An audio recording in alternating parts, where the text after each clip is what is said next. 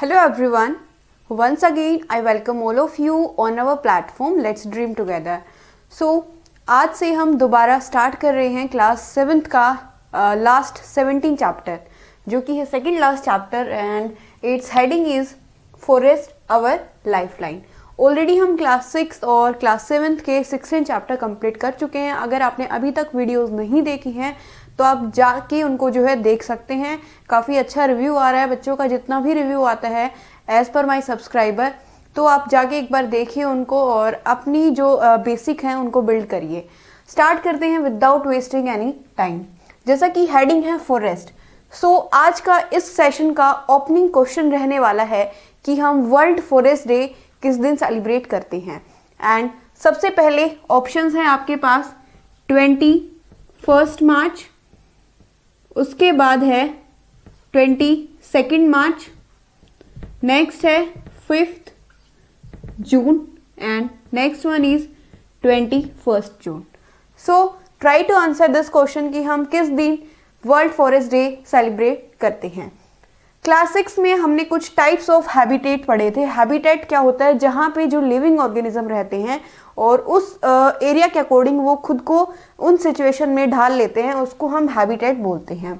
तो फॉरेस्ट जो कि एक जंगल होता है, ये भी एक तरह का हैबिटेट है। हैबिटेट का मतलब होता है होम, किसी का घर होना। और ये किसके लिए घर है? जितने भी प्लांट्स हैं और एनिमल्स हैं इस फॉरेस्ट में पाए जाते हैं, उन सभी के लिए एक तरह से ये इनका एक घर होता है। नेक्स्ट हम देखेंगे कि जो फॉरेस्ट होता है, फॉरेस्ट को हम ग्रीन लंग्स क्यों बोलते हैं। आपने प्रीवियस क्लासेस में पढ़ा होगा, जो प्लांट्स होता है उसमें फोटोसिंथेसिस होता है, प्रकाश संश्लेषण होता है। और वो प्रकाश संश्लेषण जो है होते वक्त जो प्लांट्स होते हैं वो खुद इनटेक करते हैं किसका? CO2 का, और रिलीज करते हैं ऑक्सीजन। तो एक तरीके से जो हमारे प्लांट्स है, प्लांट्स जो फॉरेस्ट में जो प्लांट्स मिलते हैं वो बैलेंस मेंटेन रखते हैं CO2 का और O2 का। इसी वजह से हम इनको ग्रीन लंग्स बोलते हैं। उसके बाद फॉरेस्ट के हेल्प से कुछ हमें चीज़ें ऑब्टेन होती है जो हम डेली लाइफ में यूज़ करते हैं। For example gums, oils, spices, fodder. Fodder क्या होता है? जो एनिमल्स का चारा होता है उसको हम इंग्लिश में फोडर बोलते हैं। और कुछ मेडिसिनल प्लांट्स जो कि फॉरेस्ट में पाए जाते हैं वो काफ़ी हेल्पफुल रहते हैं। उसके बाद नेक्स्ट हम देखेंगे कि जो हमारे प्लांट्स हैं, हमने क्लासिफिकेशन पढ़ा था क्लास 7th में। आपने अगर नहीं देखी है तो वीडियो जाके देखिए। क्लासिफिकेशन ऑफ प्लांट्स में हर्ब्स होते हैं, उसके बाद शर्ब्स होते हैं, देन सबसे बड़े ट्रीज होते हैं, एंड कुछ क्लाइंबर्स भी मिलते हैं एंड कुछ क्रीपर्स भी होते हैं। क्लाइंबर्स मतलब कि जैसे कि ट्री के ऊपर अमर बेल का चढ़ना, उसका सहारा लेके, ठीक है। क्रीपर्स में आ जाते हैं मेनली पंपकिन वगैरह, ठीक है। तो ये अलग अलग तरह के प्लांट्स एक जंगल में मिल सकते हैं और इन प्लांट्स की जो वैरायटी है वो डिपेंड करता है कि आपका फॉरेस्ट कहाँ पे किस रीजन में मिलता है। एंड जो फिर most important question, surprising question हो सकता है कि जो जंगल है वहाँ पे कोई इन प्लांट्स को ग्रो करता है या ये खुद से ही ग्रो हो जाते हैं।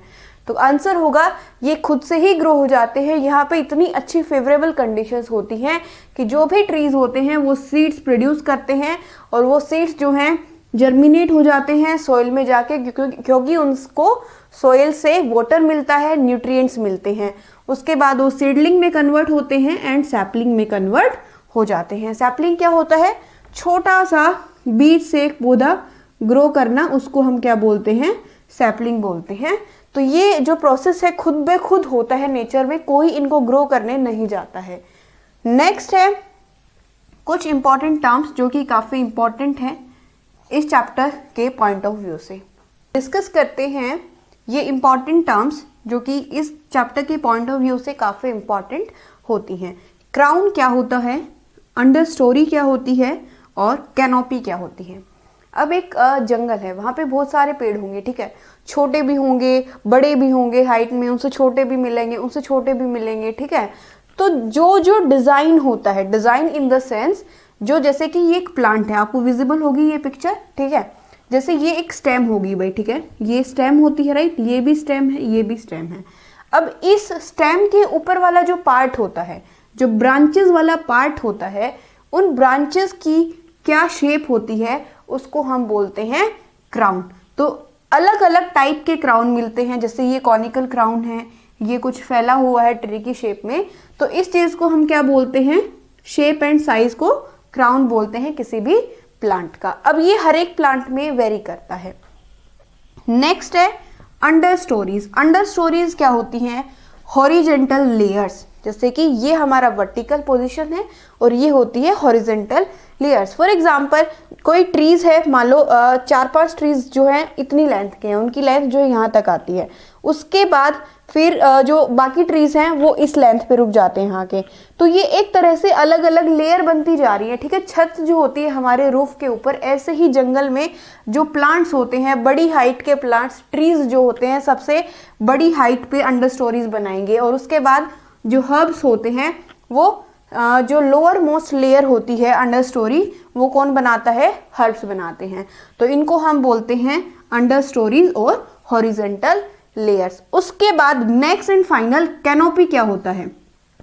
कैनोपी होती है एक तरह से छत, जंगल की छत को जो है हम कैनोपी बोलते हैं। और ये कैनोपी कौन बनाता है, जो सबसे बड़े ट्रीज होते हैं। कौन से होते हैं, सबसे बड़े जो ट्रीज होते हैं वो एक जंगल की कैनोपी बनाते हैं। आई होप आपको यहाँ तक ये जो है क्लियर हो गया होगा। अब इनके फायदे क्या हैं। फॉर एग्जाम्पल अगर बारिश आती है ज़्यादा तो ये कैनोपी हेल्प करती है बारिश का पानी डायरेक्टली जल्दी से जमीन पे ना पड़े। पहले ये ब्रांचेस पे पड़ेगा बड़े बड़े ट्रीज के, फिर वहां से फ्लो होते हुए छोटे ट्रीज पे आएगा, देन वो धीरे धीरे ग्राउंड में सीप करेगा। तो इन तीनों चीज़ों के कुछ फायदे होते हैं। फॉर एग्जाम्पल सोइल जो है उसका इरोजन नहीं होगा। सोइल इरोजन क्या होता है, मिट्टी का कटना और पानी के साथ बहना, ये नहीं हो पाएगा। और जितने भी प्लांट्स होंगे उनकी रूट्स होंगी वो मिट्टी को अपने एक साथ उसको बांध के रखेंगी, और जिसकी वजह से जो लेयर होती है सोइल की वो इरोड नहीं होती है। नेक्स्ट हम बोल सकते हैं कि फॉरेस्ट की वजह से जो है कहीं भी फ्लड नहीं आ पाएगी। अगर फॉरेस्ट नहीं होगा, जंगल नहीं होंगे, तो फ्लड आने के चांसेस भी बहुत ही ज़्यादा हो जाएंगे। So now coming to next important point, कि जो फॉरेस्ट होते हैं उनको हम डायनामिक लिविंग एंटिटी क्यों बोलते हैं, ठीक है। अब आपको इम्पोर्टेंस समझ आएगी। सबसे पहले हम इसी क्लास में देख चुके हैं ऑलरेडी कि कुछ टाइप ऑफ न्यूट्रिशन होता है, मोड ऑफ न्यूट्रिशन होता है। For example autotrophic mode of nutrition, heterotrophic mode of nutrition and saprotrophic mode of nutrition. और जो ऑर्गेनिज्म इनको फॉलो करते हैं उनको हम बोलते हैं ऑटोट्रॉफ्स, हिट्रोट्रॉफ्स एंड सैप्रोट्रॉफ्स। सो ऑटोट्रॉफ्स किस पे फीड करते हैं, ये फीड करते हैं प्लांट्स पे। हिट्रोट्रॉफ्स किस पे फीड करते हैं, ये फीड करते हैं फर्दर प्लांट्स पे, और उसके बाद ये डिपेंडेंट होते हैं प्लांट्स पे, ये डिपेंड होंगे। ऑटोट्रॉफ्स अपना खाना खुद बनाएंगे, लेकिन हिट्रोट्रॉफ्स ये खाना खाने के लिए ऑटोट्रॉफ्स के पास जाएंगे और इनसे खाना ऑब्टेन करेंगे। सैप्रोट्रॉफ्स कौन से होते हैं, जो खाना ऑब्टेन करते हैं डेड एंड डिकेइंग मैटर से, जो गला और सड़ा हुआ मैटर होता है उससे खाने को ऑब्टेन करने वाले ऑर्गेनिज्म को हम बोलते हैं सैप्रोट्रॉफ्स। इसके बाद जैसा कि हम देख सकते हैं जो हमारा नेचर है उसमें कोई भी ऑर्गेनिज्म जो प्लांट पे फीड करता है, it is also eaten by another organism. और ये प्रोसेस ऐसे ही चलता रहता है। एक ऑर्गेनिज्म ने प्लांट को खाया, उस ऑर्गेनिज्म को दूसरे ऑर्गेनिज्म ने खाया, इस ऑर्गेनिज्म को तीसरे ऑर्गेनिज्म ने खाया, और इस चीज को हम बोलते हैं फूड चेन। क्या बोलते हैं, फूड चेन बोलते हैं। और ग्रुप ऑफ फूड चेन को हम बोल देते हैं फूड वेब। ये फर्दर 12th क्लास में इस टॉपिक को जो है इलाबरेट किया गया है, तो आप वहां से भी इसको क्लियर कर सकते हैं। फॉर एग्जाम्पल जैसे कि ग्रास है, ग्रास जो है इंसेक्ट्स खाएंगी। अब इंसेक्ट्स को फिर फर्दर कौन खाएगा, फ्रॉग खाएंगे, मेढक खाएंगे, मेढक को फिर जो है सांप खा जाएगा, सांप को जो है ईगल खा जाएगा। तो ऐसे ही जो न्यूट्रिएंट्स हैं वो एक ऑर्गेनिज्म से दूसरे ऑर्गेनिज्म में सर्कुलेट होते रहते हैं।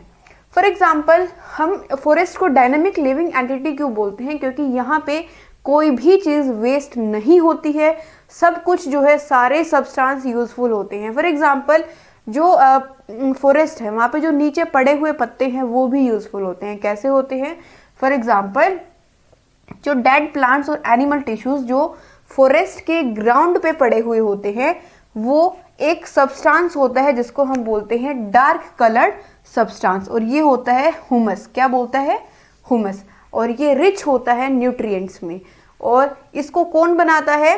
इसको बनाता है डिकम्पोजर्स। डिकम्पोजर्स जो होते हैं वो डेड प्लांट्स और एनिमल टिश्यू को डिकम्पोज कर देते हैं एक डार्क कलर्ड सब्सटेंस में, जो कि काफ़ी न्यूट्रिशन इसमें पाया जाता है, और ये दोबारा से फिर सोइल में मिल जाता है, और सोइल में मिलने के बाद ये दोबारा जो है पानी में मिल जाता है, और फिर रूट की हेल्प से ये प्लांट्स जो हैं इसको वापस ले लेते हैं। So nothing is waste in the forest. So यहाँ पे प्लांट्स और एनिमल्स के अलावा कुछ ट्राइब्स भी मिलती हैं, जनजातियाँ भी पाई जाती हैं, जिसको जो ऑब्टेन करती हैं अपना फूड, शेल्टर, मेडिसिन, सब कुछ फॉरेस्ट से। और ये ऐसी जनजातियाँ ऐसी होती हैं जिनके पास काफ़ी ट्रेडिशनल नॉलेज होती है मेडिसिनल प्लांट्स को लेकर। उसके बाद नेक्स्ट इम्पॉर्टेंट टर्म है कुछ ड्रॉपिंग। ड्रॉपिंग क्या होता है? ये होता है गोबर। हिंदी में हम इसको बोलते हैं गोबर। तो जैसे आपने कई मूवीज़ देखी होंगी, फॉरेस्ट ऑफिसर्स होते हैं, वो कैसे पता लगाते हैं कि ये जो फुटप्रिंट्स बने हुए हैं ये किस एनिमल्स के, मतलब कौन सा एनिमल अभी अभी इस रास्ते से जंगल से गया है, तो वो पता लगाते हैं उनके फुटप्रिंट से, मतलब पैरों के निशान से। और साथ में जो ड्रॉपिंग होता है, उनका जो गोबर होता है, वो जो एक्सक्रीटा जो उनका होता है, उसकी हेल्प से भी वो इस चीज़ को आइडेंटिफाई कर लेते हैं कि अभी अभी कौन सा एनिमल यहाँ से गुजर के गया है। सो ये था कुछ फॉरेस्ट के बारे में। इसको डायनामिक एंटिटी क्यों बोला जाता है, एक बार और मैं कोशिश करूँगी बताने का आपको कि अगर प्लांट्स नहीं होंगे तो क्या होगा, अगर जंगल नहीं होंगे तो क्या होगा। चैप्टर के अंतिम पड़ाव पे जो है हम आ चुके हैं। अब मैं आपको एक बार कंक्लूड करना चाहूँगी कि फॉरेस्ट नहीं होंगे, फॉरेस्ट में प्लांट्स नहीं होंगे तो क्या होने वाला है। जैसा कि हमें पता है, हम ही इनहेल करते हैं, ऑक्सीजन इनहेल करते हैं, राइट। और ये हमें किससे मिलती है? प्लांट से मिलती है। फोटोसिंथेसिस प्रोसेस होता है जब जो है हमें ऑक्सीजन ऑब्टेन होती है। और जो CO2 हम एक्सहेल करते हैं वो कौन एब्जॉर्ब करते हैं? प्लांट्स एब्जॉर्ब करते हैं। और अगर हमारी अर्थ पे, हमारे फॉरेस्ट में प्लांट्स ही नहीं होंगे तो CO2 की मात्रा बढ़ जाएगी, ऑक्सीजन की मात्रा कम हो जाएगी।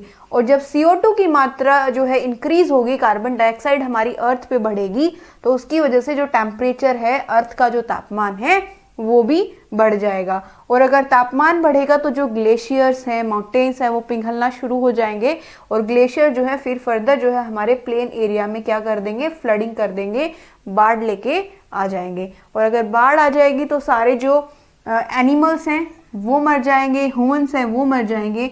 एंड उसके बाद नेक्स्ट इंपॉर्टेंट पॉइंट, अगर प्लांट्स नहीं होंगे, प्लांट्स को हम ऑटोट्रोफ्स बोलते हैं क्योंकि अपना खाना खुद बनाते हैं, राइट। और हम एनिमल्स और जो ह्यूमंस हैं वो क्या हैं? हेटेरोट्रोफ्स हैं। और अगर ऑटोट्रोफ्स ही खत्म हो जाएंगे तो फूड ही नहीं बनेगा, और अगर फूड ही नहीं होगा तो एनिमल्स भी नहीं होंगे और ह्यूमंस भी नहीं होंगे। और उसके बाद नेक्स्ट इंपॉर्टेंट जो आपका रिपरकशन, जो रिजल्ट हो सकता है अगर प्लांट्स नहीं होंगे, तो वो होगा सोइल इरोजन। जो मिट्टी होती है वो इरोड होना शुरू हो जाएगी। मिट्टी पानी के साथ एक जगह से दूसरी जगह पे बहना शुरू कर देगी, एक जगह पे नहीं रुकेगी, उसी को हम बोलते हैं सोइल इरोजन। और अगर सोइल इरोजन, मिट्टी की कुछ लेयर्स होती हैं, for example layer 1, layer 2, layer 3, layer 4, layer 5, अगर ये लेयर्स ही नहीं होंगी तो जो रेन वाटर होता है वो इसके अंदर सीप नहीं करेगा, ठीक है, एक लेयर से दूसरी लेयर में नहीं जा पाएगा, जिसकी वजह से जो हमारा ग्राउंड वाटर होता है, उसकी जो ग्राउंड वाटर की जो टेबल होती है वो डिक्रीज हो जाएगी, नीचे की तरफ जाती जाएगी। सो ये कुछ नेगेटिव रिजल्ट्स होंगे अगर हमारी अर्थ पे फॉरेस्ट नहीं होगा, फॉरेस्ट में प्लांट्स नहीं होंगे। आई होप आपको यहाँ तक क्रिस्टल क्लियर हो गया होगा। And yes, once again I am reminding all of you that please try to answer the question कि फॉरेस्ट डे जो है, वर्ल्ड फॉरेस्ट डे हम किस दिन सेलिब्रेट करते हैं। Don't forget to like the video, share it among your friends, and yeah, do subscribe our channel if you are new on it. Thank you. Have a good day.